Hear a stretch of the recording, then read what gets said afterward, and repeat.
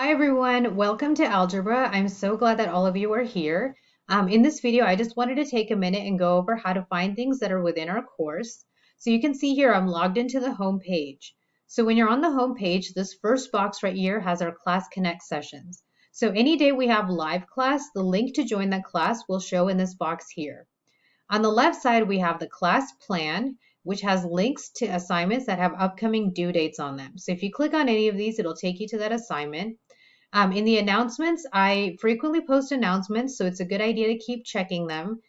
So I post recordings from our live class sessions, and I also post the notes with the filled-in slides. I also post links to our office hours. Every week, I post a This Week in Algebra that has a list of all your lessons for the week and all of the graded items that are due. If you click on the title of a lesson, it will take you to the lesson. And this year we're doing video lessons in all of our topics. So it has some introduction with a vocabulary, some practice activities, and then anything that says learn on it has the video lesson. So if you click play, you can watch the video lesson. And then after each video lesson, I've posted the slides with the filled in notes. And so also each lesson will have a folder that says graded assignments. And those graded assignments have the things that are due for a grade.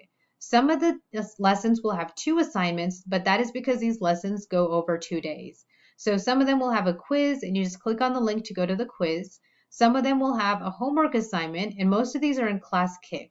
So if you click on the link, it will take you to Class Kick and you can log in to access your assignment. If you need any help logging into Class Kick, please let me know. And also, please let me know if you have any questions on anything. You can contact me by email. Email is really the best way to contact me, and my email address is here under teacher contact information. You can call or text me if you're opted in for texting. And just let me know if there's anything that you need, and I'm looking forward to a really great year.